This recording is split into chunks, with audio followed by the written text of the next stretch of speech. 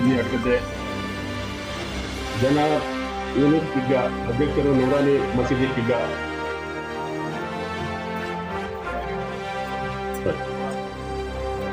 ರಫೀಕ್ ಅಧ್ಯಕ್ಷರು, ಮೈಯುದ್ದೀನ್ ಜುಮ್ಮಾ ಮಸೀದಿ ಬೇಗ. ದಯವಿಟ್ಟು ಇವರುಗಳು ವೇದಿಕೆಗೆ ಬರಬೇಕು. ಶ್ರೀಯುತ SA ಮೊಹಮ್ಮದ್ ಇವರು ಸಹ ವೇದಿಕೆಗೆ ಬರಬೇಕು.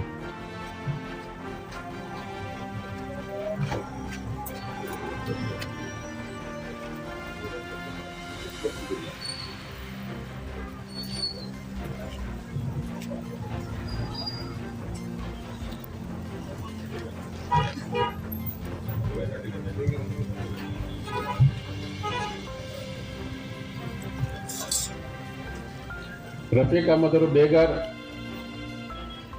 ಮೈಯುದ್ದೀನ್ ಜುಮ್ಮಾ ಮಸೀದಿ ಬೇಗಾರ್ ದಯವಿಟ್ಟು ವೇದಿಕೆ ಬರಬೇಕು. ಅಡ್ಡಗದ್ದೆಯ ಮೈದೀನಪ್ಪನವರು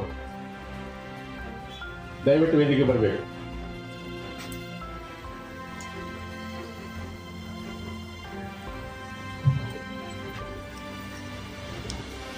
ಆತ್ಮೀಯರೇ, ಇದೀಗ ನಾವು ಕಾರ್ಯಕ್ರಮ ಆರಂಭ ಮಾಡೋಣ.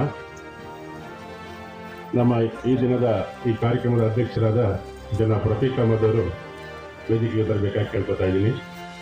ಅವರು ಈ ದಿನದ ಮುಖ್ಯ ಅತಿಥಿಗಳಾದ ರಿಯಾಜ್ ಕಡಬ್ಬ ಅವರನ್ನು ವೇದಿಕೆಗೆ ಕರ್ಕೊಂಡು ಬರಬೇಕು.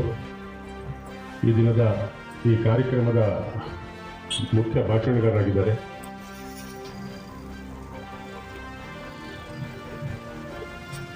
ಕಾರ್ಯಕ್ರಮ ಪ್ರಾರಂಭ ಮಾಡೋಣ.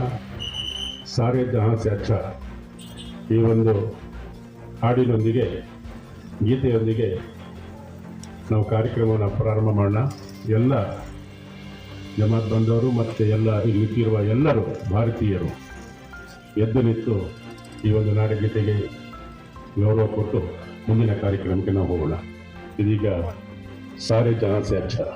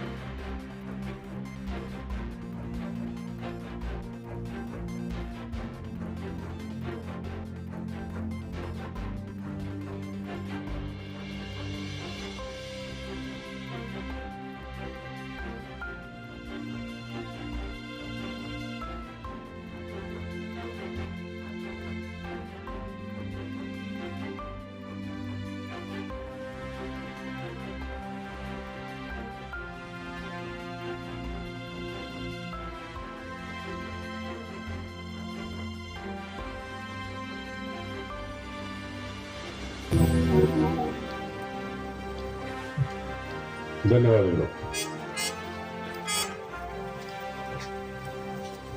ಶ್ರೀಯುತ ಜಮಾಲ್ ಸಾಹೇಬ್ರವರು ವೇದಿಕೆಗೆ ಬರಬೇಕು.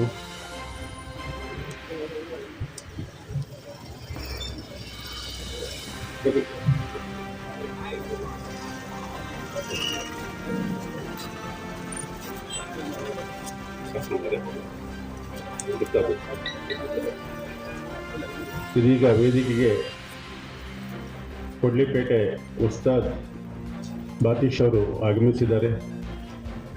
ಅವರಿಗೆ ನಾನು ಗೌರವಪೂರ್ವಕವಾಗಿ ಸ್ವಾಗತ ಬಯಸುತ್ತೇನೆ. ನಮ್ಮ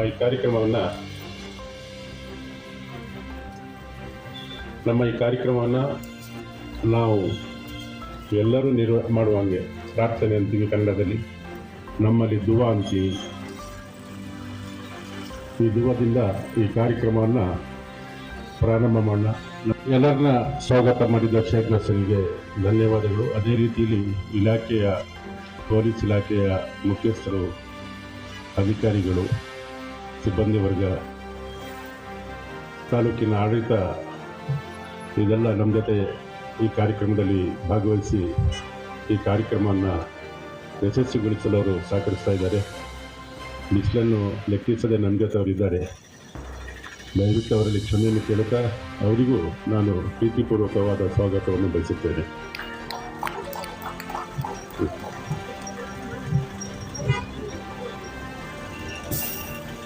ಅದೇ ರೀತಿಯಲ್ಲಿ ಮೌಲಾನಾ ಶಾಹಿದ್ ರಿಜ್ವಿ ಅವರು ಈ ವೇದಿಕೆಯಲ್ಲಿದ್ದಾರೆ. ಅವರಿಗೆ ನಾನು ತಮ್ಮೆಲ್ಲರ ಪರವಾಗಿ ಆತ್ಮೀಯವಾದ ಸ್ವಾಗತವನ್ನು ಬಯಸುತ್ತೇನೆ.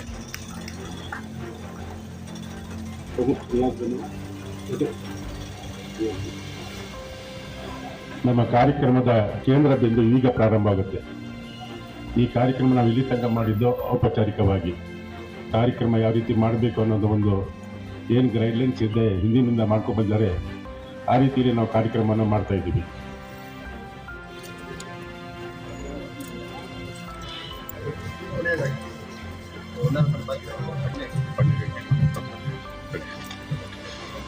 ಈ ನಮ್ಮ ಉದ್ದೇಶದ ಬಗ್ಗೆ, ಈ ದಿನ ನಡೆದ ಕಾರ್ಯಕ್ರಮದ ಉದ್ದೇಶದ ಬಗ್ಗೆ ಒಂದು ಮನವಿ ಪತ್ರವನ್ನು ಸರ್ಕಾರಕ್ಕೆ ನಾವು ಕಳಿಸಬೇಕಾಗಿದೆ. ಆ ಮನವಿ ಪತ್ರವನ್ನು ಈಗ ಓದಿದ ನಂತರ ಒಂದನ್ನು ಅರ್ಪಣೆ ಮಾಡಿ.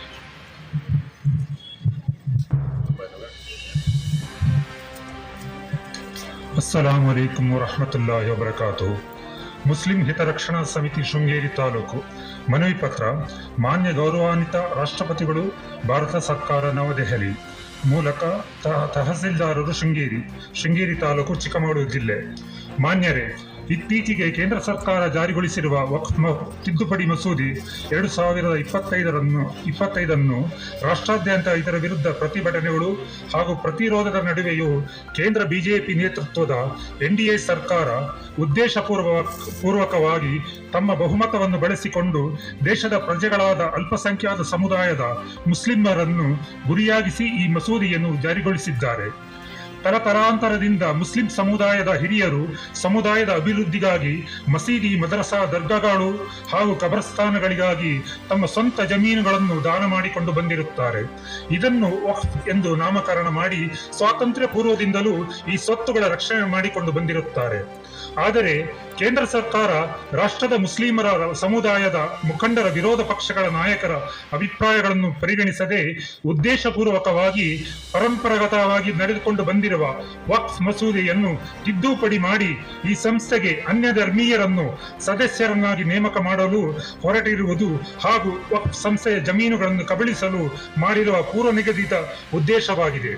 ವಕ್ಫ್ ಸಂಸ್ಥೆಯಂತೆ ಜೈನ್ ಮಂಡಳಿಗಳು, ಸಿಖ್ ಮಂಡಳಿಗಳು, ಮುಜರಾಯಿ, ದತ್ತಿ ಇಲಾಖೆಗಳು ಇವೆ. ಆದರೆ ಕೇಂದ್ರ ಸರ್ಕಾರ ಉದ್ದೇಶಪೂರ್ವಕವಾಗಿ ಕೇವಲ ವಕ್ಫ್ ಸಂಸ್ಥೆಯನ್ನು ನಿಯಂತ್ರಿಸಲು ಹೊರಟಿರುವುದು ನಮ್ಮ ಧಾರ್ಮಿಕ ಭಾವನೆಗಳಿಗೆ ಧಕ್ಕೆ ತರಲು ಯತ್ನಿಸುತ್ತಿದೆ. ಈ ದೇಶದ ಸಂವಿಧಾನದ ಆಶಯಗಳಿಗೆ ವಿರುದ್ಧವಾಗಿ ಹಾಗೂ ಈ ಹಿಂದೆ ದೇಶದ ಸರ್ವೋಚ್ಚ ನ್ಯಾಯಾಲಯವು ನೀಡಿದ ಆದೇಶವನ್ನು ಕಡೆಗಣಿಸಿ ಈ ಮಸೂದೆಯನ್ನು ಜಾರಿ ಮಾಡಿ ವಿನಾಕಾರಣ ಗೊಂದಲ ಮೂಡಿಸುತ್ತಿದೆ. ಆದ್ದರಿಂದ ನಾವು ಮುಸ್ಲಿಂ ಹಿತರಕ್ಷಣಾ ಸಮಿತಿಯ ವತಿಯಿಂದ ಪ್ರತಿಭಟನೆಯ ಮೂಲಕ ಖಂಡಿಸುತ್ತೇವೆ. ಅಸ್ಸಲಾಮು ಅಲೈಕುಂ ವರಹಮತುಲ್ಲಾಹಿ ವಬರಕಾತುಹು. ಕ್ಷಣದ ಸುದ್ದಿಗಳಿಗಾಗಿ ನೋಡ್ತಾ ಇರಿ ಕರ್ನಾಟಕ ಸಿಟಿಜನ್ ನ್ಯೂಸ್, ಸದಾ ನಿಮ್ಮ ಜೊತೆ.